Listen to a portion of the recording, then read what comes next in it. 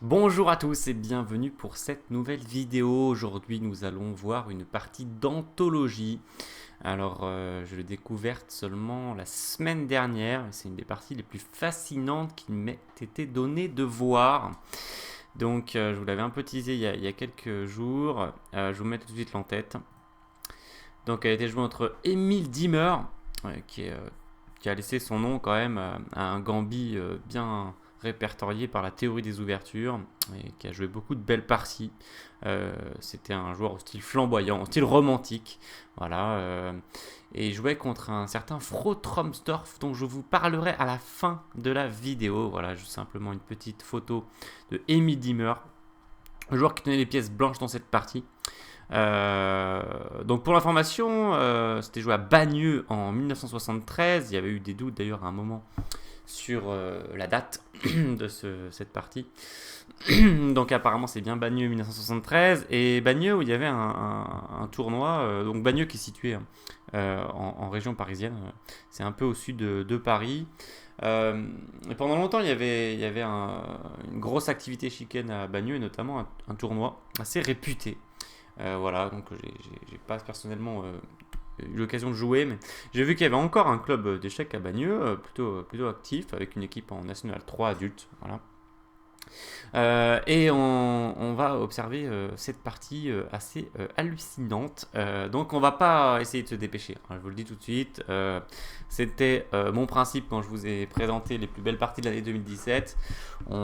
Pareil, là on va prendre le temps qu'il faudra. Voilà. Pas la peine de se presser quand on a quelque chose de beau devant soi. On va pas. C'est comme si je ne sais pas, on est en train de regarder des tableaux dans un musée, puis on se dépêche pour sortir du musée. C'est bizarre.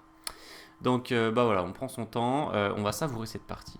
Donc, Dimmer, il ouvre D4, donc pas une surprise. Cavalier F6 de la part de Tromsdorf, qui était un joueur à peu près classé aux alentours de 2200. Alors, je n'ai pas vérifié son classement à cette époque-là, bon, c'est peut-être un peu dur à retrouver dans les archives.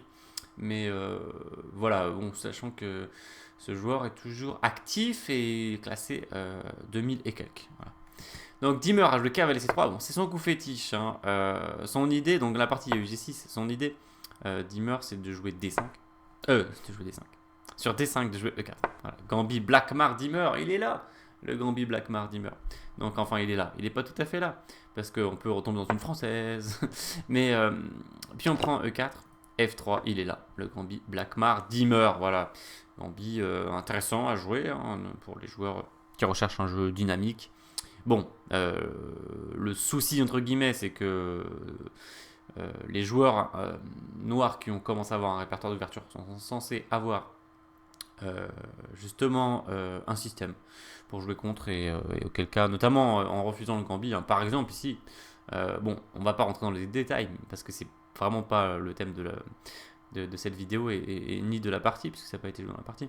Mais sur le principe, bon, l'idée par exemple c'est pion prend, cavalier prend, avec un bon développement pour les blancs, le fou va sortir rapidement, petit roc, on veut déclencher des attaques.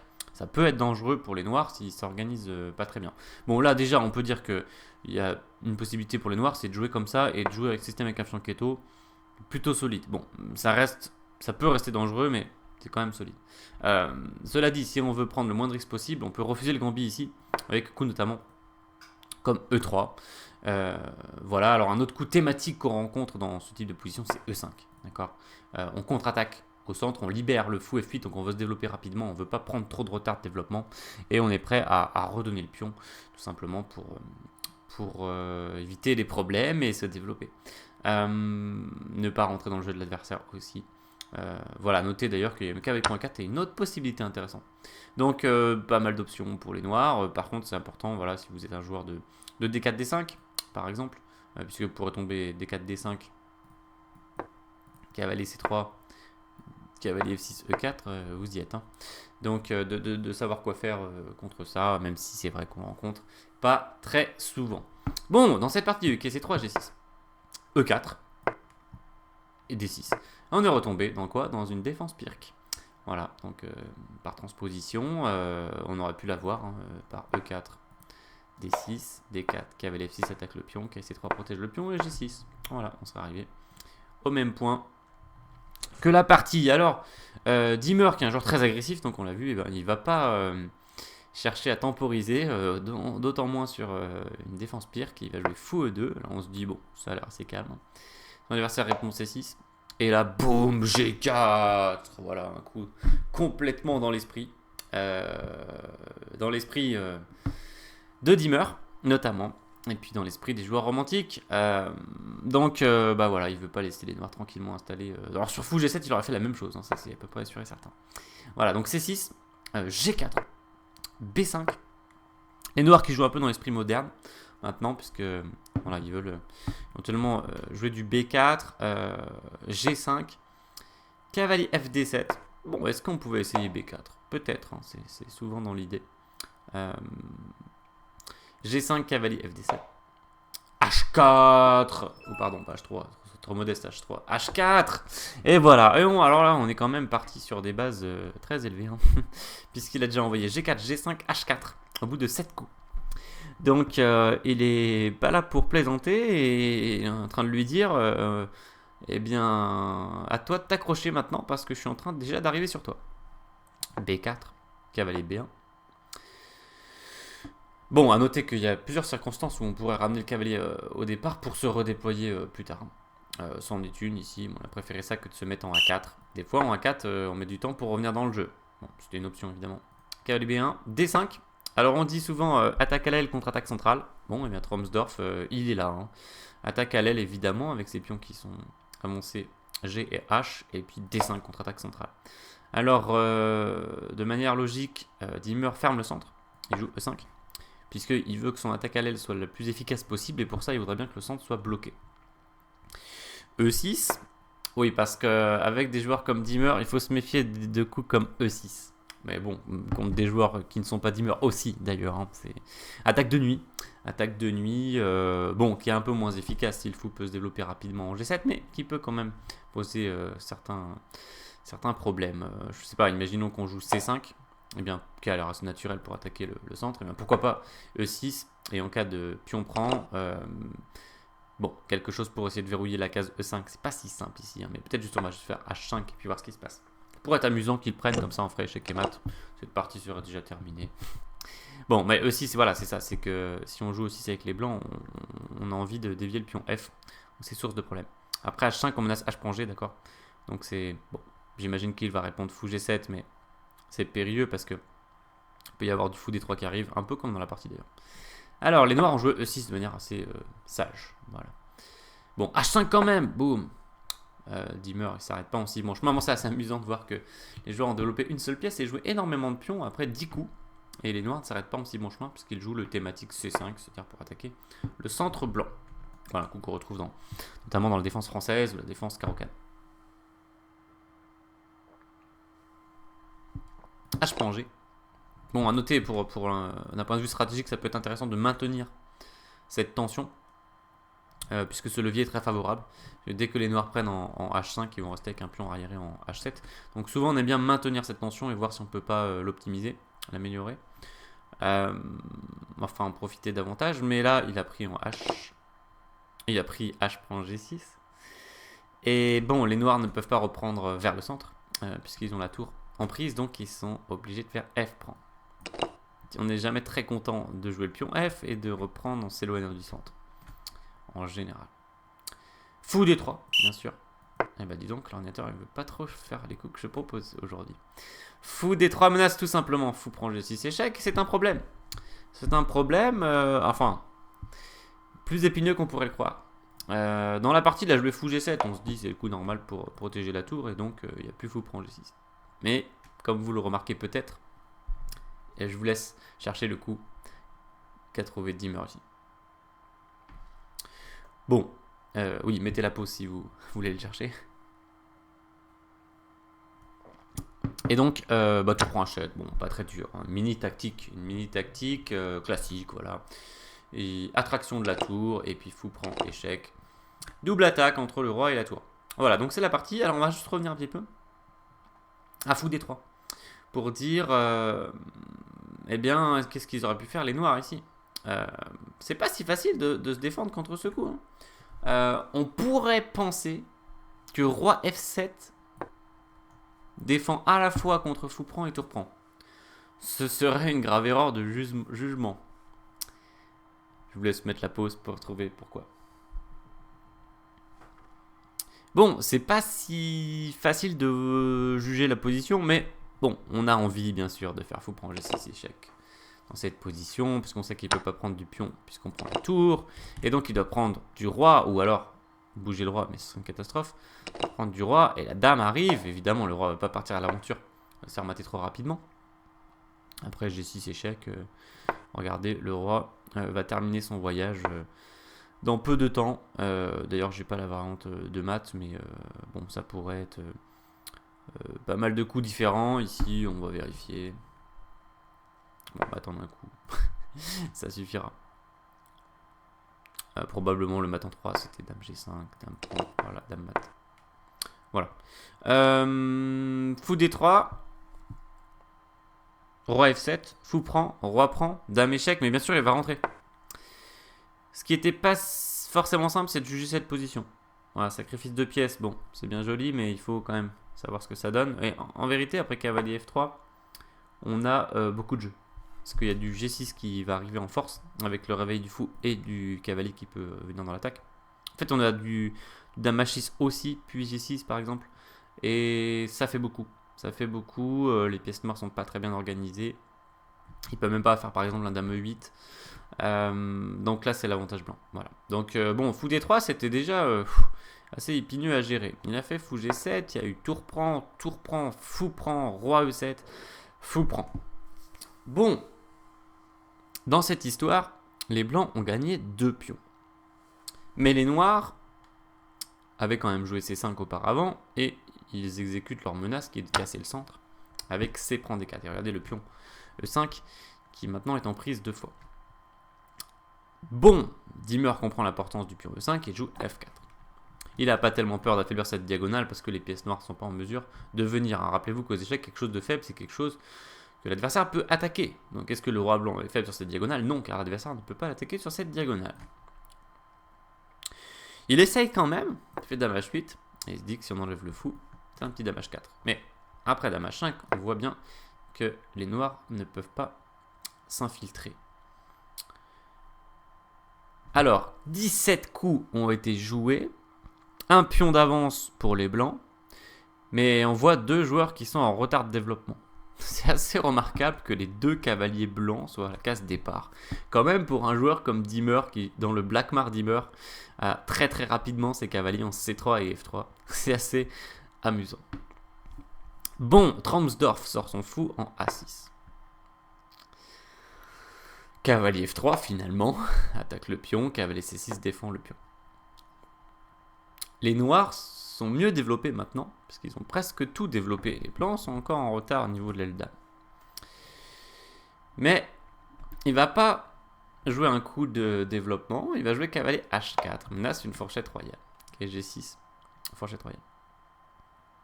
Les noirs se défendent avec cavalier F8, attaque en même temps le fou. Intéressant aurait été le sacrifice de pièces typique de défense française. Cavalier D prend E5, pion prend, cavalier prend. Ça défend hein, contre la fourchette royale. Et puis on a complètement cassé la structure centrale des blancs. Donc regardez, on a par exemple du tour F8 qui peut arriver. Il y a le fou quand même en A6 avec des fois des tours F1. Ici, ce sera intéressant.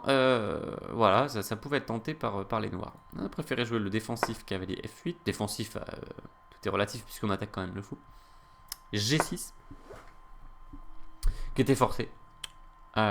Plus ou moins forcé. Ouais, je pense forcé parce que quand même on a des difficultés à tout tenir ici. Hein, dès qu'on met le fou. Bon, encore c'est peut-être jouable, mais il préfère faire G6. Alors, faut se méfier quand même quand vous faites ça, parce que le fou pourrait ne pas revenir facilement, ne pas se recentraliser facilement, et ça peut être délicat. On va retrouver un peu cette thématique d'ailleurs dans la partie. Roi D7, apparemment c'était une meilleure idée de réactiver ce cavalier, puis c'est vrai qu'après Roi D7, regardez, cavalier aussi a un peu de mal, à moins qu'il décide d'échanger en H7, mais c'est pas normalement le but, hein, parce qu'il va y avoir pion prend avec création d'un pion passé à une case de la dame qui pourrait être appuyée par du cavalier G6 éventuellement. Donc cavalier D2, finalement le deuxième cavalier blanc se développe. Roi C7, le roi s'en va, il veut pas rester dans le secteur. Et cavalier DF3. Positionnellement, c'était plus logique de ramener l'autre cavalier, on centralise, d'accord, et puis on prépare cavalier B3 avec de l'attaque sur D4 et puis aussi éventuellement du cavalier C5 avec évidemment en toile de fond l'idée de faire fou D2 grand roc. Voilà, ça c'était un avantage pour les blancs. Elle choisit de faire cavalier DF3, coup un peu plus offensif mais un peu moins bon objectivement parlant. Cavalier D7, fou D2. Il se développe, dame F8, cavalier G5, il aime bien menacer des fourchettes royales, Dimmer.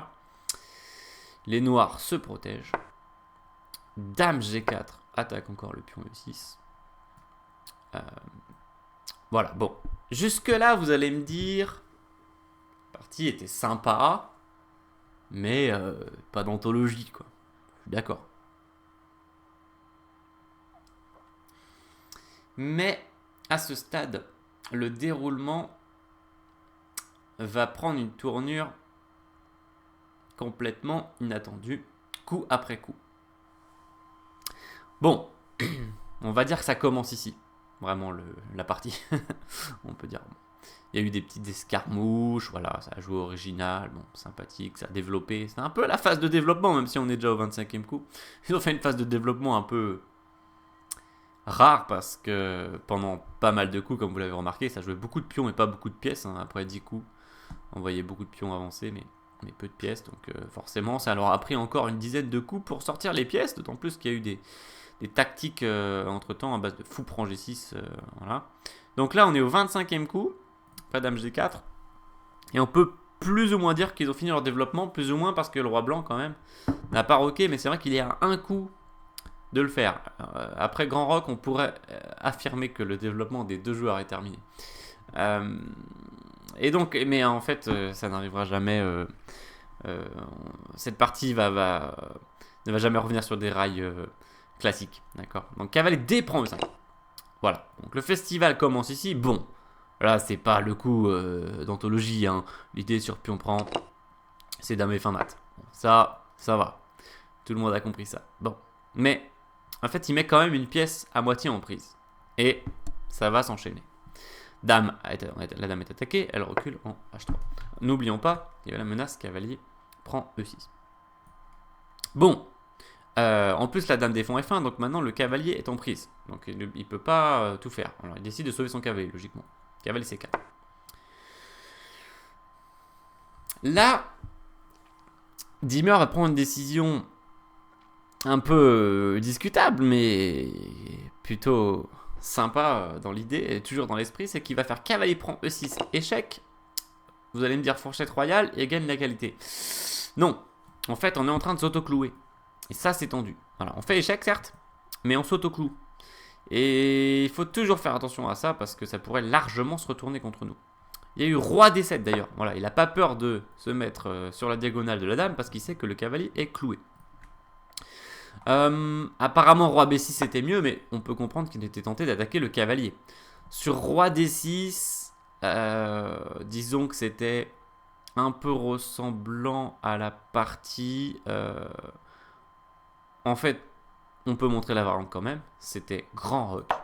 Et si tour prend, cavalier échec, roi D7, cavalier prend, dame prend F5. Et regardez, la tour, si elle bouge, enfin si elle bouge verticalement, ou en D6, il y a F6 échec, gagne la dame. Et donc, ce serait tour F6 forcé. Et on pourrait utiliser le fou comme du fou G5 ou du fou H6, avec une position, un net avantage pour les blancs. Voilà, donc il n'a pas choisi roi D6, c'est juste roi D7. Les blancs ont le cavalier en prise. Alors voilà, il peut plus faire d'ailleurs grand roc parce que tour prend, il n'y a plus le cavalier échec. Bon, il joue F5. Ok, c'était son idée. Donc il stabilise son cavalier en E6. Sauf que cavalier prend D2. Alors, euh, ici, j'ai pas analysé avant 3 francs des deux. C'est quand même une erreur de ma part, mais les blancs ont joué un coup fantastique. Je vous invite à mettre la pause pour le trouver. Bon, ils n'ont pas pris le cavalier.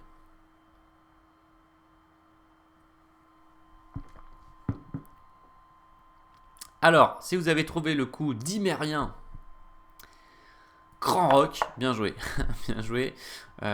Donc, en fait, le cavalier reste en prise et on attaque la dame. Donc, simplement, on met beaucoup de choses en prise. À noter que dans certaines circonstances, on pourrait aussi avoir du cavalier C5 échec si la dame s'en va, par exemple. Si elle vient là. Pourquoi pas pour aller chercher le fou. Il y a toujours le cavalier en prise aussi. C'est le cavalier en prise à moitié, il faut faire attention, il y a du fou H6, voilà. Mais à partir de là, la position va devenir complètement folle. Il y a des pièces en prise un peu partout, on ne sait pas ce qui se passe. Bon, sur roi prend des deux. Bon, on imagine que ça lui faisait pas trop plaisir de se prendre fou H6 échec, on va vérifier ça.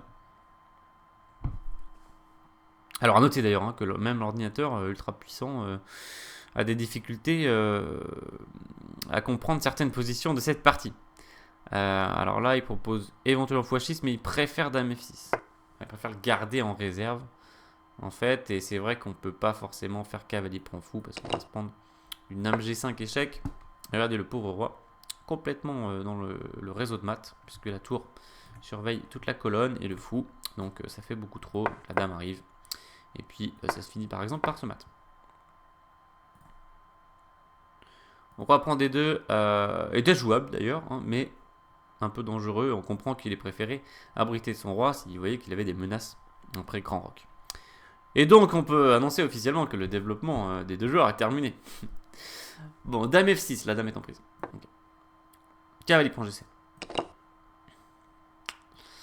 Et là, on pourrait se dire, bien joué de la part des blancs, parce que dame prend G7 n'est pas possible, à cause de F6 échec gagne la dame. Donc découverte, bien sûr. Donc c'était un peu l'idée. Et la partie va s'emballer.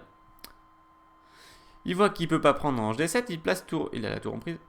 Place tour E3, attaque la dame. Ok. Et accrochez-vous, donc un tout petit point sur le matériel. Rappelez-vous que les noirs avaient pris un fou en D2, mais les blancs se sont vengés sur le fou en G7. Pour l'instant, les deux cavaliers sont en prise, mais il va y avoir plus de choses qui vont se mettre en prise. Donc le matériel, finalement, de assez amusante, c'est toujours un pion de plus pour les blancs.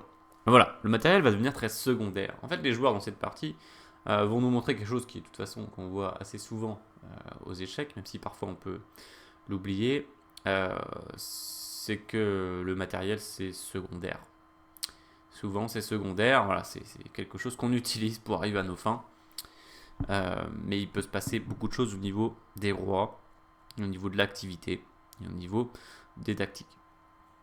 Donc, cavalier H5, contre-attaque sur l'autre dame, tout en sauvant son cavalier. Dame G5. Là on pourrait se dire, quand même, maintenant il y a ça en prise. La dame en prise.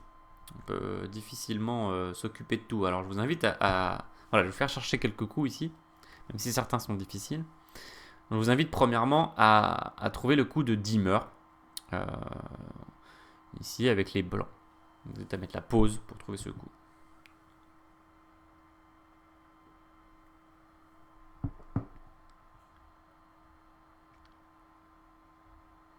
Alors c'est vrai que c'est peut-être pas la fin du monde de jouer dame H1. Mais en fait, il y a quand même plein de combinaisons cachées dans cette position. On va en voir un certain nombre. Mais le coup qu'il a joué est beaucoup plus, encore une fois, dans l'esprit, c'est dame G4. C'est-à-dire qu'il protège. Bien sûr, on pourrait se dire, mais c'est en prise. Mais non, c'est pas en prise. Il y a la fourchette royale. Encore une. Hein. Donc, apparemment, Dimmer qui aime bien ce thème de la fourchette royale par le cavalier. Donc, évidemment, sur dame prend, c'est pas la joie, parce qu'après cavalier échec, roi bouge, cavalier prend.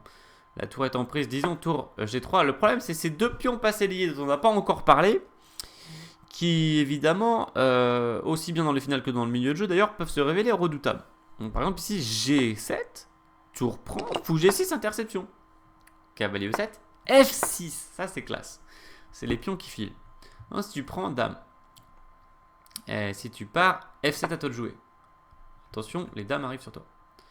Donc il peut pas prendre, voilà. Donc dame Dame G4. Alors sur Dame G2, ça aurait pas été mieux. Cavalier F3, il y avait tour pour un, simplement. Donc Dame H1, on peut le vérifier. Mais ça sent les problèmes. En fait, un peu comme dans la partie, j'imagine. En fait, je voulais montrer cette idée de cavalier B3 échec. Et si tu te prends tour échec. D'un côté ou de l'autre d'ailleurs. Et tu perds ta dame. Et t'es perdant. Cela dit, après cavalier B3, il peut faire roi B1. Ça, c'est une des astuces. Voilà. On va retrouver un peu des idées comme ça. Dans certaines variantes. Donc, dame G4. Ok. Et là, je vous invite à mettre la pause pour trouver que faire avec les noirs. Parce que maintenant, c'est les noirs qui ont un problème. Ils ont une dame en prise. Ils ont toujours le cavalier en prise. Et puis, il y a des pions qui peuvent filer à tout moment. Et donc, on pourrait se dire, c'est un peu la panique. Alors, je vous invite à mettre la pause pour trouver le coup des noirs. Alors, j'en profite pour signaler que, en fait, les joueurs étaient en grande note à ce que j'ai lu à partir du 20e coup. Donc, c'est-à-dire que dès le 20e coup G6, là, il y avait déjà un manque de temps pour les deux joueurs. Alors, je ne sais pas à quel point. Mais j'imagine que ça ne s'est pas arrangé dans les coups suivants. Et imaginez qu'après les séquences de coups comme cavalier prend E5, dame H3, cavalier C4, cavalier prend E6 échec, roi D7, F5, cavalier prend D2, grand roc, dame F6, cavalier prend. Déjà, on comprend que ça demande beaucoup de réflexion pour gérer tout ça. Et on est au 30e coup. Alors, je suppose qu'il y avait un contrôle au 40e. Mais à l'époque, bien sûr, il n'y avait pas d'incrément. Et donc, on jouait en général 2h40 coups, voire même 2h30, 40 coups. Plus 1h KO, souvent. Ou d'autres cadences, peut-être c'est encore 1h20 coups, puis encore 1h. En tout cas, c'était du KO. Ça veut dire que le temps ne remonte jamais. Maintenant, on n'a plus l'habitude parce qu'on joue presque tout le temps en Fischer.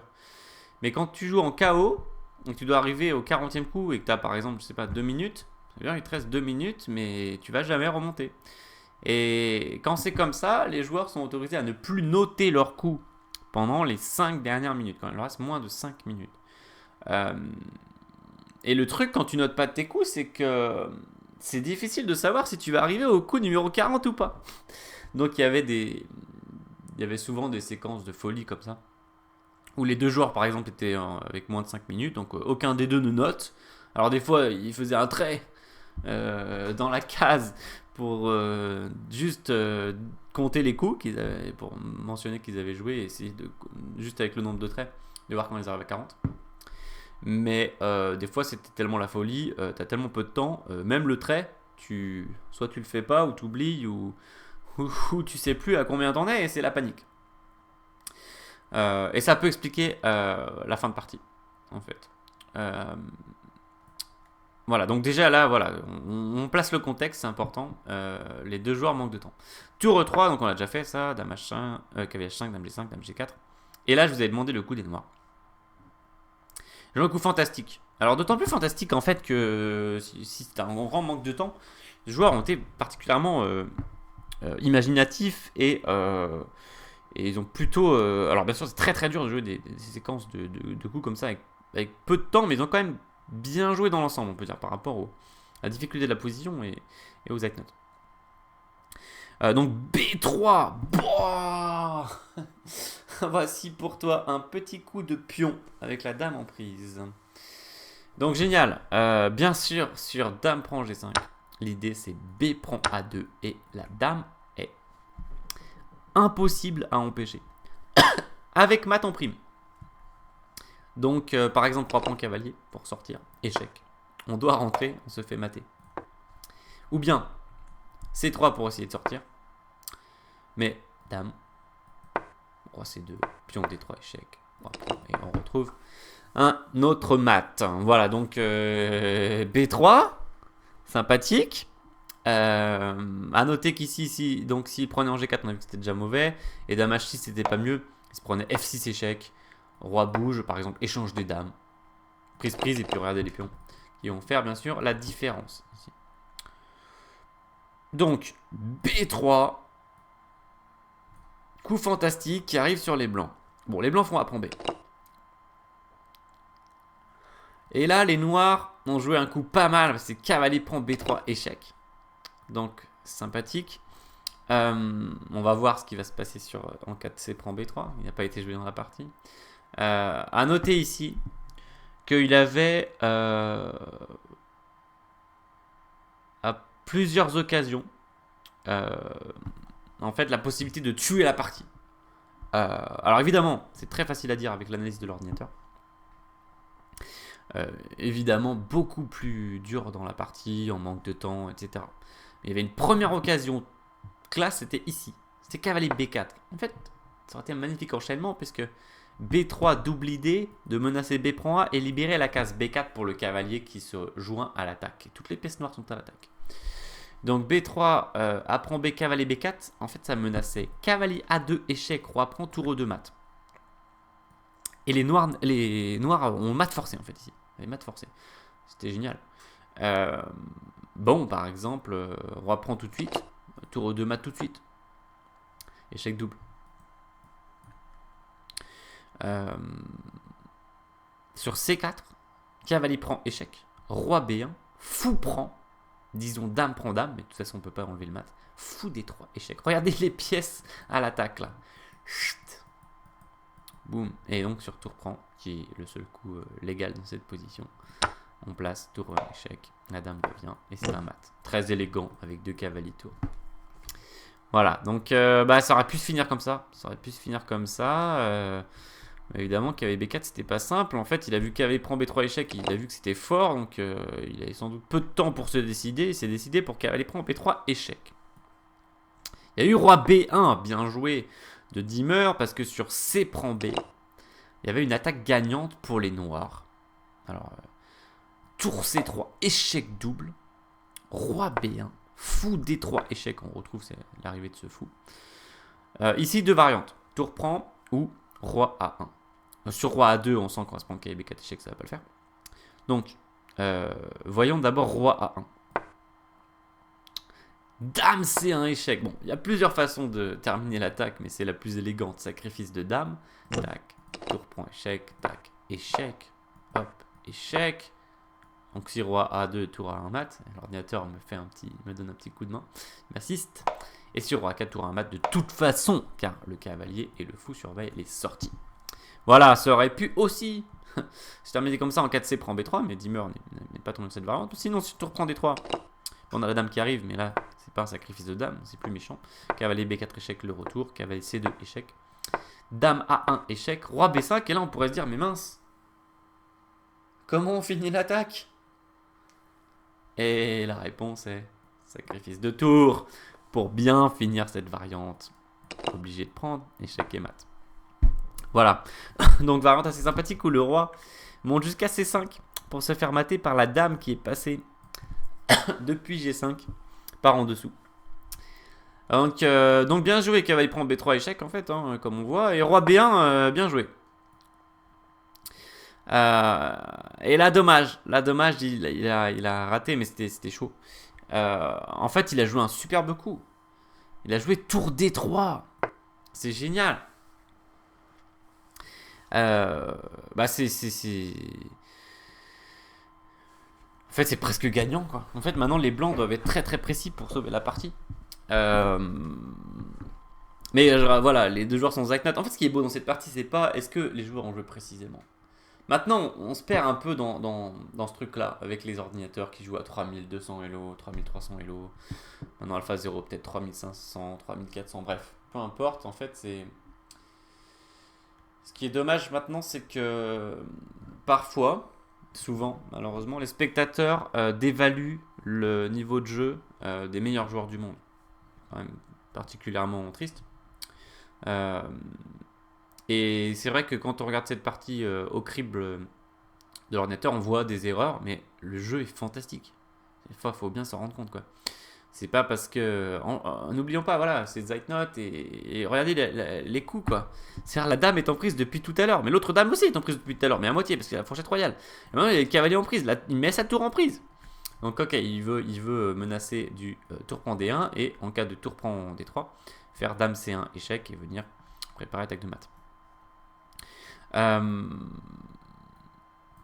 Donc tour D3. En fait, il pouvait gagner avec cavalier D2, échec, le retour. C'est pas évident de se dire qu'on revient en D2 avec le cavalier. Ça nous permet de gagner parce que le pion B3 a disparu. Donc, très jolie variante illustrative, pareil, donc je vous montre. Donc sur tour prend, on va commencer par tour prend. Échec. Alors, tour D1 protégé par la dame. Bon, et après, alors là c'est sympa parce que on se dit dame prend dame. Fourchette royale pour récupérer. Roi bouge, on récupère, mais on perd la tour. Roi A2. Et là, il y a une qualité de plus pour les noirs, mais le problème c'est toujours les pions là. Ça va très très vite et c'est très très bien accompagné par les pièces mineures. Donc là, il faut finir l'attaque. Donc cavalier B4 échec. La même chose sur roi A3 ou roi B3, ça va revenir au même. Donc roi A3. Tour A1 échec. Très joli coup, on sacrifie le cavalier alors qu'on n'a plus beaucoup de pièces dans l'attaque. Et on place fou C4. Joli coup calme, en fait silencieux, et on menace A5 mat imparable. Bon, et là on voit quoi? On voit que le roi D6 en fait ça a fermé le réseau. Quand on s'est pris la fourchette royale cavalier F6 échec, il fallait bien choisir la case. C'est plutôt une bonne idée de fermer le réseau, mais il fallait pas aller en 6 par exemple, ça aurait pris cavalier E5 échec. Voilà, donc très beau réseau, final, imparable, A5 mat, voilà. Sinon l'autre variante c'était roi A1 sur KD2 échec. Roi A1 pardon, parce que toujours sur roi 2 on se prend plus d'échecs. Cavalier B4. Et en cas de dame prend dame, en fait c'est pour prendre la case A2 en cas de prise. Bon, il y aurait toujours le truc dame prend dame et à la fin tour en mat, d'accord. Donc dame prend dame tout de suite. Cavalier prend C2 échec. Roi A2. Cavalier B4 échec. Roi A1 forcé. Cavalier B3 échec. Roi B1. Et on retrouve notre réseau de tout à l'heure avec fou D3 échec. Tour prend forcé. Tour échec. Dame C1. Tour prend C1 mat. Donc cavalier D2 échec. C'était un mat en force. En gros, mais c'était une variante. Il fallait calculer une dizaine de coups. Pratiquement. Un peu moins, mais quand même très chaud. Donc, et en plus, bon voilà, faut prendre une décision. On a beaucoup de pièces en prise, c'est très tendu, la pendule tourne. Je vais tour D3, très joli coup. Très joli coup, et qui laisse une chance à l'adversaire, mais là, il y avait une façon de faire nul, mais elle était complètement impossible à trouver. En gros. Ouais, elle était complètement hallucinante, je vous la montre. Ici, les blancs qui étaient en panique, hein, parce que si tu fais dame prend dame, est-ce que j'ai mis dame prend dame? Non, je l'ai mis à chaque fois, mais pas là. Bon, mais on comprend que ça remettait très très vite. Par tour prend, voilà. Tour là, roi prend, fou, C4 mat. Voilà, notre réseau qu'on n'avait pas encore vu, qui est assez sympa. Donc, il y avait mat. Donc, il a joué dame G1.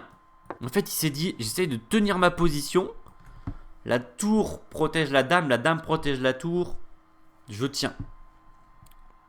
Ça tenait pas. Donc s'il prenait en D3, ça tenait pas non plus. Donc quelle était l'idée de Tromsdorf sur C prend D3? Et ben, alors je sais pas si oui, c'était forcément l'idée, c'était fou prendre D3 échec. Voilà. Il avait vu ça, c'est sûr et certain. Avec l'idée, si tu prends la tour, la dame arrive. Alors là, par contre, il pouvait pas savoir si ça allait vraiment marcher ou pas. Il devait le faire au feeling. La variante est très très longue pour être sûr que ça marche. Bon, de toute façon, il faut se décider aux échecs. Car à un moment, c'est le feeling. Donc roi A2. Allez, on y va. Cavalier B4 échec. Sur roi prend dame C4. Roi là, cavalier C2 mat. On a un tableau de maths classique avec dame cavalier. Et bien aidé par le pion B2, certes. Ok, roi A3. Cavalier prend tour, coup calme. Et là, on sent qu'il y a un réseau autour du roi blanc. Au blanc de jouer, F6 échec. Mais roi D8, t'as plus d'échec. Dame revient en défense. Dame C5 échec. Roi prend. Et là, attention. Si on fait la fourchette royale, après roi A4, cavalier prend G7, on n'a pas mieux que nul. On doit prendre le perpétuel. Donc attention, hein, les pions passés liés, c'est pas pour plaisanter. Donc non, pas fourchette royale, mais dame C4 échec. Roi A3, et là superbe, dame A6 échec. Roi B3, cavalier C5 échec. Ok, on risque de ramasser la dame sur échec. Roi B4, dame B6 échec. Regardez, le roi n'a plus de cases sur roi 3, dame B3 mat. Ou dame A5 mat, c'est comme vous voulez. Donc dame B5, A5 échec. Roi A3, dame prend. Et il y a G7, mais il y a dame B3 mat qui arrive. Dame A4 mat. Voilà. Donc là, il y a des maths un peu partout sur tour prend D3. Par contre, roi A2. Roi A2, et bien là, il y a cavalier B4 échec. Roi A3. Et ici, un coup génial. Parce que, particulièrement inattendu dans la configuration, c'est la dame noire qui va revenir sur la case départ. Pour se rediriger vers A5. Donc F6 échec, c'est pas grave. Roi C6. Alors je vois qu'il y a dame E6 échec que j'ai pas analysé. J'ai analysé roi prend B4. Dame E6 échec. Je suppose qu'il y aurait un coup du style roi B5 plus d'échec. Menace dame A5. J'ai eu de dame A4 mat ou quelque chose comme ça. Ou fou C4 mat. Il n'y a pas d'échec, on est d'accord. Hein. Sinon même... Ouais, c'est ça en fait. C'est la pointe, je pense que c'est la pointe, je vais la vérifier. Boum, roi B5. Voilà, mat forcé. Excellent. Donc roi prend B4. Cavalier C5. Encore un coup calme. C'est assez fantastique les coups calmes comme ça. Et sur dame prend D4, on pourrait croire que la dame revient en défense. Mais dame B6 échec, roi C3. Dame B3 échec, roi D2. Dame C2 échec, roi E3, dame E2, roi F4. Cavalier fourchette royale. On pique la dame. F7. Les blancs vont-ils faire une dame? Dame E3, roi H2, cavalier F3. Ok, et là on va finir par prendre tout ce qu'on veut. Et on va arrêter les pions en fait. On va arrêter les pions en variante complètement folle. Qui dure 15 coups. Et à la fin on revient à arrêter les pions. Bon, alors il a eu raison de ne pas prendre en D3. Il a eu raison de ne pas prendre en G5. Mais en vérité, il n'a pas eu raison de faire dame G1. Ah bon, évidemment, c'est très complexe. Je vous montre la variante qui faisait nul. Enfin, qui faisait nul. Qui tenait la position. Alors accrochez-vous, c'était cavalier F6 échec. Là, tu te dis, mais ça, c'était pour la fourchette royale, normalement. Pourquoi tu donnes le cavalier? En fait, s'il prend, tu prends. Et il n'y a plus d'attaque. Toute l'attaque était basée sur quand même l'arrivée de la dame noire. Maintenant qu'elle ne peut plus venir, il n'y a plus rien. Donc, il ne peut pas prendre. Ok. Et donc, mais sur cavalier F6 échec, il fallait prévoir roi D8 aussi. Et là, tu es en Zeitnote, tu dis cavalier F6, c'est malin, mais roi D8, il se passe quoi? Et maintenant, tu pouvais prendre. Et l'astuce, c'est qu'après, fou prend, tour prend, dame C1, roi A2, cavalier B4, roi A3, cavalier prend D3, qui est la même variante que tout à l'heure. La différence, c'est qu'il y a eu cavalier F6 échec, roi D8 intercalé. Et du coup, tu as dame G2 qui défend. Et qui, dans certaines variantes, permet dame prend D5 échec. Et du coup, il y a nul. Ok, donc c'était juste impossible. Donc il a joué dame G1 comme un humain. Et après, cavalier D2, échec de Tromsdorf. On est au 35e coup. Hein, donc imaginez les joueurs qui se disent purée, ils regardent leur feuille, purée, 40e coup. Où j'arrive au 40e coup là. Encore 5 coups. Roi A1. Bon, sur roi C1, il se passait quoi? J'ai pas analysé toutes les variantes, pourtant j'en avais un paquet. Hein. Est-ce que bon, cavalier B3 échec double, ça sert à rien. Cavalier F3 échec, il y a dame prend G5.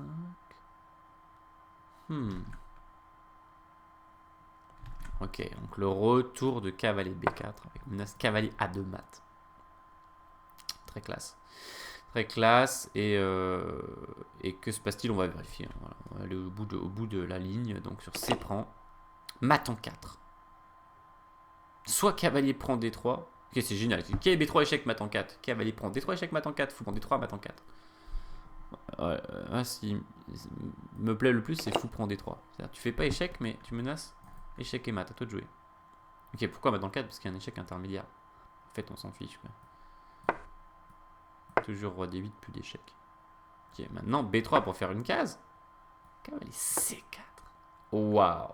Waouh, waouh, waouh. Échec. Pique. Mat. Un mat que n'aurait pas renié Blackburn. Parlait du gambit Black Mardimer. Alors Ouais, c'est pas Blackmar, c'est Blackburn. Ça fait penser. Mais regardez ce mat avec des pièces mineures. Fantastique. Pensez au mat de Blackburn en fait. Avec 3 pièces mineures. Cavalier D2, échec, roi A1 du coup. Et on retrouve, et il l'a joué dans la partie Tromsdorf, il l'a joué, on retrouve le retour de la dame sur la case départ pour venir faire dame à 5 mat. Ça a été joué. Et en fait, il y avait cavalier B4, quel dommage. C'était encore un autre coup gagnant. Bah, c'est les mêmes idées que tout à l'heure. On va retrouver les mêmes réseaux. Hein. On peut les vérifier. Ah, ok, B3. Bon, voilà, en fait, c'est un réseau vraiment... Enfin, il n'y a pas de difficulté particulière dans ce réseau. Voilà. Sinon, il y avait un autre réseau. C'était cavalier prend C2. Celui-là, il est peut-être plus tendu.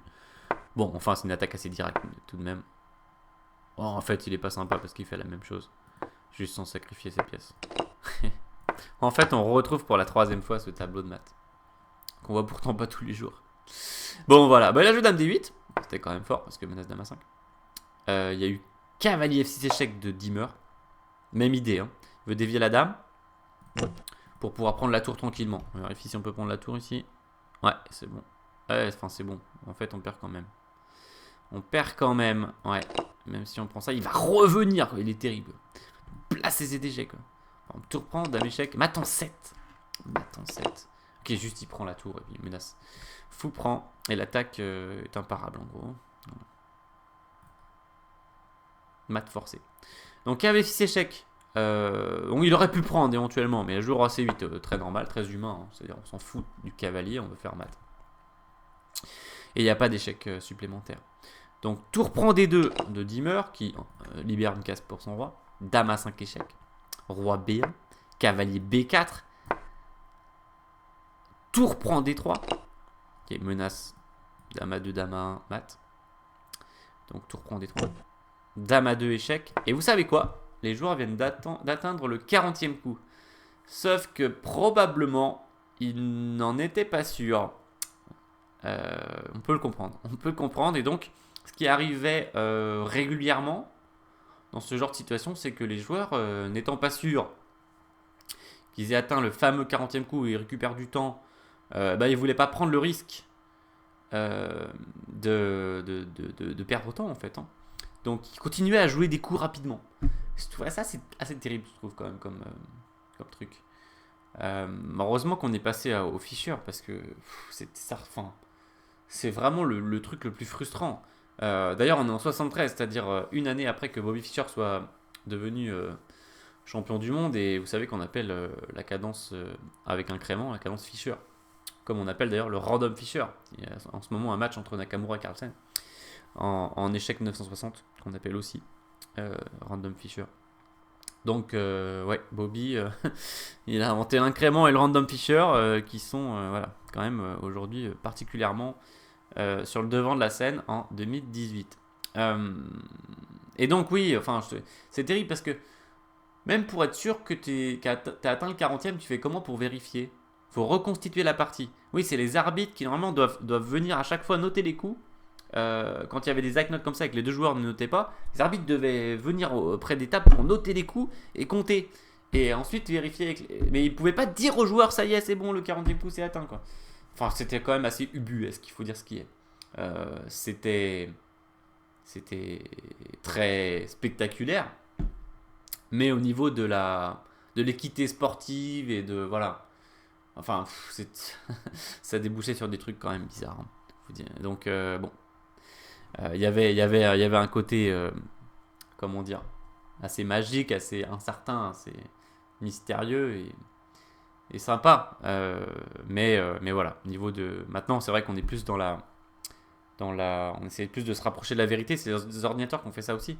On essaie d'avoir du bon jeu, du jeu de qualité. Et c'est vrai que ça nous fait bizarre de revoir des fois des exemples comme ça. Bref, en tout cas, il y a eu Dame à 2 échecs roi C1 seul coup. Et là, terrible. 41e coup. Donc c'est vrai qu'à un coup près, on peut largement ne pas être sûr si on a atteint le 40e ou pas. Et donc Tromsdorf, il s'est dit, je vais faire cavalier prend tour échec. Puis après, je ferai ma petite enfilade et je gagnerai la dame. Terrible, parce qu'il pouvait faire dame 1 échec tout de suite, roi D2, dame prend. Et là, il était gagnant. Bien que, effectivement, on peut avoir encore un peu peur, parce qu'il y a les deux pions passés liés accompagnés par les pièces. Donc, on peut ne pas être sûr, mais en vérité, il y a toujours de l'attaque noire, parce qu'on menace du dame F2, qui est assez terrible, c'est du dame prend C2. Donc en fait, c'est gagnant pour les noirs. Mais dans le feu de l'action, il s'est dit je prends la tour sur échec, ça peut pas faire de mal. Et puis s'il prend, je fais mon enfilade quoi, et j'ai en plus encaissé une qualité. Le truc c'est qu'après K il prend des 3 échecs, Dimmer il est là et jouera des 2. Et il évite l'enfilade. Donc sans doute une mauvaise surprise de voir ce coup arriver sur l'échiquier pour Tromsdorf. Alors je sais pas si il a continué à jouer vite ou pas, mais de toute façon c'est trop tard. Enfin trop tard, ouais. Pour les noirs, l'occasion a été manquée de gagner la dame. Il y a eu dame à 5 échecs. Et là c'était quand même encore assez étonnant, mais peut-être que c'est Dimmer qui n'était pas sûr qu'il continue à jouer vite. Il a raté le gain. Il a joué roi E2. En fait, voilà comment s'est terminée la partie. Il y a eu roi E2, cavalier E5 échec, propose nul, accepté. C'était assez sympathique comme fin de partie. Les deux joueurs, je pense, étaient complètement épuisés. J'y arrivais souvent d'ailleurs après des longs Zeitnote comme ça. Et encore plus après des parties folles de ce style, comme j'en ai rarement vu. Pourtant, j'en ai vu un paquet des parties. Et donc il y a eu proposition nulle qui était plutôt justifiée parce que après roi F2, dame échec, roi G3, dame échec, roi F2, il peut avoir une répétition. Si on essaye de prendre le cavalier sur échec, on se prend dame G3, on va peut-être perdre la partie. Ici ça devient gagnant pour les blancs parce que il y aura du G7, G8 terrible, d'accord. Donc enfin par exemple c'est dame là, G7 à toi de jouer quoi. Bonne chance. Donc répétition. Voilà, alors je sais pas s'ils ont vu cette variante, c'est possible, s'ils ont commencé s'ils avaient plus de temps, qu'ils avaient réfléchi, prise du temps, là on peut facilement calculer ce perpétuel, qui est complètement forcé. Hein. On voit que sur roi H2, on peut perdre trop de pièces. Puis même se faire mater encore, hein, parce qu'il y a 3 pièces à l'attaque. Mais alors pour la petite histoire finale, il avait ces 3 coups gagnants. Bon là ça aurait pas été justice pour les noirs quand même de perdre cette partie, mais s'il y a eu ces 3. En fait le truc c'est qu'après pion prend échec, pion prend, bon on peut comprendre qu'il est, je sais pas s'il avait du temps ou pas, mais on peut comprendre qu'il ait pas voulu rentrer là-dedans par exemple. En vérité après le roi E3 c'est gagnant pour les blancs. Mais le roi blanc est déjà passé tellement près de se faire mater dans cette partie, je pense qu'il en avait marre, il a vu que roi E2 il n'y avait pas de découverte et qu'il allait pouvoir au moins s'échapper et pas se faire mater. Probablement il a pu calculer ça. Et voilà, donc les joueurs ont fait la paix. Alors moi je suis pas trop mécontent que cette partie se termine par un nul parce que je trouve que les deux joueurs ont vraiment très bien joué par rapport aux capacités des êtres humains. Voilà. Et d'autant plus avec un Zeitnote effréné. La partie est remarquable. Déjà que si elle n'avait pas été jouée en Zeitnote, elle aurait été assez fantastique au niveau des coups, des séquences de coups. Mais là, encore plus quoi. Voilà pour cette partie. Alors bon, on va se faire plaisir, on va la faire défiler. Les flèches que j'ai fait à certains moments vont rester. On va la revoir. Voilà. Donc partie savoureuse de 43 coups, joué en 1973 avec ce G4 qui lançait les hostilités dès le départ. Cavalier B1, comme quoi on peut jouer des coups comme cavalier B1, faire des parties d'attaque quand même dans la foulée. Fou D3, cette menace pénible de fou prend G6. Tour prend.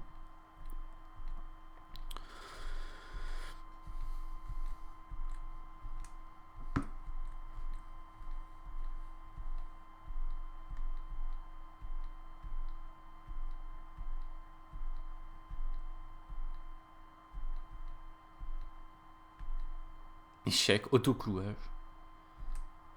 Protection. Et là, au lieu de reprendre la pièce, grand rock. Et il peut pas prendre la pièce, sinon il perd sa dame. Il attaque l'autre dame. Son adversaire attaque sa dame. Il sauve sa dame. Son adversaire sauve sa dame en mettant sa dame en prise. Mais il a une fourchette royale. Et là, alors qu'il a la dame... En fait, les deux dames sont en prise. C'est un truc sympa qui est dans cette position et qui est resté pendant quelques temps. S'il y a eu B3, menace B prend A. Et libère la case B4 pour le cavalier. A prend B. Cavalier prend échec. Roi B1, bien joué. Tour D3 à coup intéressant, même s'il avait cavalier D2 échec qui gagnait. Dame G1. Cavalier échec. Roi 1. Dame D8. Coup qui aurait dû gagner la partie. Cavalier échec pour tenter de dévier la dame, mais non, le roi s'en va. Tour prend, échec. Roi B1, cavalier B4. Tour prend, dame échec, roi C1. Et là, c'est le drame. Il fait cavalier prend tour échec alors qu'il pouvait gagner la dame. Roi D2, dame échec. Et les blancs font roi E2 alors qu'ils pouvaient jouer C3. Gagner la partie avec le pion G6. Mais honnêtement, match nul. Je trouve ça assez fair play par rapport à la qualité de la partie et au spectacle que nous ont proposé ces deux joueurs. Alors en conclusion, eh bien, comment j'ai découvert cette partie? Eh bien, c'est Julien, un ami, qui me l'a envoyé. Et en fait, Julien, il a joué contre Tromsdorf il y a 2 semaines en interclub. Voilà. En fait, Fro Tromsdorf est un joueur de l'échiquier marseillais 1872. Voilà. Et en fait, j'ai joué même contre son équipe ce week-end-là. Et il y avait mon collègue qui l'a carrément affronté. Et donc ils ont fait d'ailleurs une partie assez sympathique avec sacrifice de qualité contre sacrifice de qualité. Et en fait, Julien, il avait déjà vu cette partie et quand il a noté le nom de son adversaire sur la feuille, il s'est dit mais est-ce que c'est pas la partie d'Immer Tromsdorf? Et alors, il a posé la question après la partie. Et effectivement, c'était bien lui. Donc voilà, c'est sympathique de rencontrer ce joueur en 2018, c'est-à-dire tout de même 45 ans après cette partie. Oui, je ne vous l'avais pas dit au départ, Dimmer était âgé de 65 ans à l'année de cette partie et Tromsdorf avait à peu près 35 ans. Enfin, je vous donne un ordre d'idée de leurs âges. Donc pour compléter le tableau, voilà, comme ça vous savez tout. Vous savez tout sur cette partie que personnellement je classe dans les parties d'anthologie. Voilà. Donc j'espère que ça vous a plu. N'hésitez pas à aller mettre un petit like. Si c'est le cas, à laisser un commentaire pour dire ce que vous en avez pensé. À partager la vidéo. Voilà, je ne le cite pas assez souvent, mais n'hésitez pas à partager sur les réseaux sociaux. Ça vous prend quelques secondes. Hein. Vous cliquez en dessous de la vidéo sur partager. Si vous êtes déjà logué sur le réseau social, c'est très très rapide. Voilà, et en quelques secondes, eh bien, vous pouvez faire découvrir cette partie à vos amis, à votre réseau, comme on pourrait dire. Je vous dis à très bientôt pour une prochaine vidéo. Salut!